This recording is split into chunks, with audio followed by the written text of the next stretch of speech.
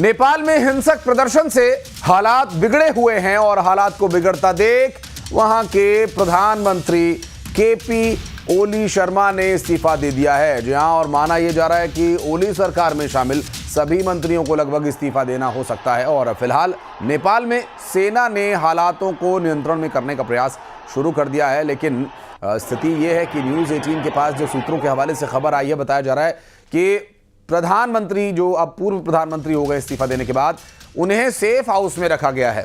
मंगलवार को प्रदर्शनकारियों ने संसद, प्रधानमंत्री आवास, राष्ट्रपति के निजी आवास को आग के हवाले कर दिया था और सुरक्षा बलों से उनके हथियार छीन लिए थे। प्रदर्शनकारियों ने नेपाल के पूर्व 3 प्रधानमंत्रियों के आवासों पर भी हमला किया। अराजकता के इस माहौल में राष्ट्रपति का आवास, प्रधानमंत्री का आवास, पूर्व प्रधानमंत्रियों के आवास कुछ नहीं बचा। सुप्रीम कोर्ट तक नहीं बचा और गृहमंत्री का आवास, कांग्रेस का दफ्तर, सभी कुछ तबाह बर्बाद कर दिया गया अराजक तत्वों के द्वारा।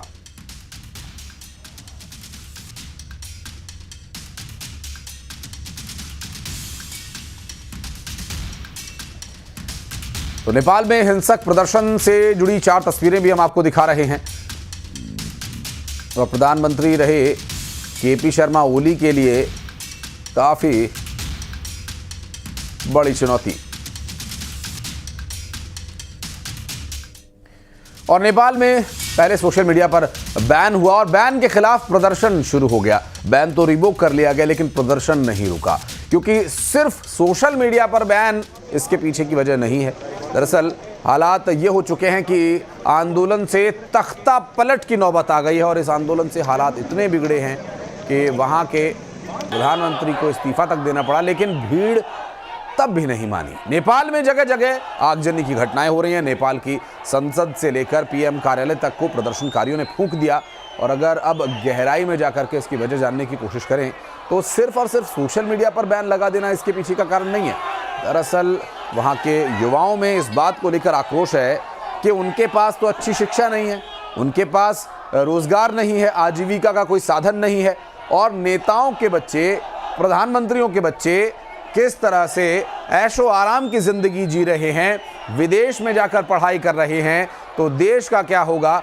क्या इस बारे में इन सियासतदानों ने सोचा? ये कहना है वहाँ के प्रदर्शनकारियों का, जेनजीज का, और इसी को लेकर ये स्थिति, ये हालात उत्पन्न हुए और इसको ट्रिगर करना, सोशल मीडिया पर बैन लगाना एक बराबर हो गया।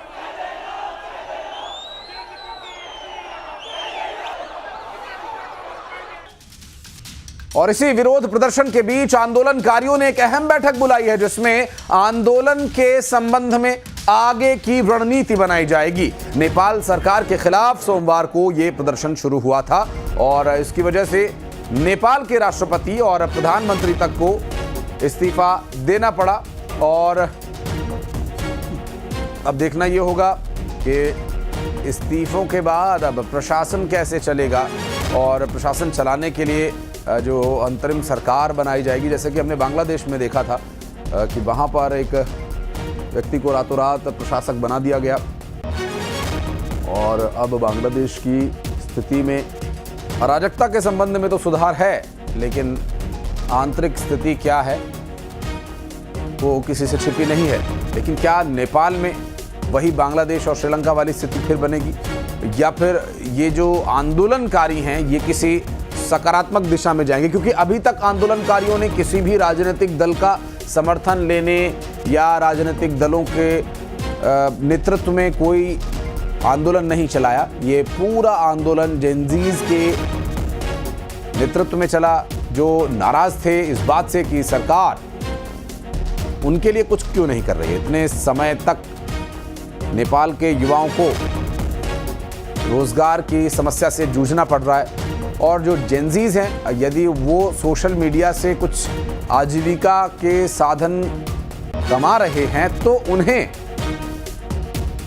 सोशल मीडिया बैन करके निहत्था कर दिया गया, बेरोजगार कर दिया गया। और इस तरह की परिस्थितियों को देखते हुए, इस वक्त नेपाल में उग्र प्रदर्शन को देखते हुए, अब भारत सरकार की तरफ से भी एक एडवाइजरी जारी की गई है और लोगों को नेपाल न जाने की सलाह दी है। दरअसल सीएम योगी के निर्देश पर उत्तर प्रदेश में नेपाल से सटे यूपी के 7 जिलों में सुरक्षा सख्त कर दी गई है। बॉर्डर वाले इलाकों में पुलिस प्रशासन और सशस्त्र सीमा बल के जवान लगातार निगरानी कर रहे हैं। हर आने जाने वाले शख्स की सख्ती से चेकिंग की जा रही है। महाराजगंज के सोनोली बॉर्डर को सील कर दिया गया है।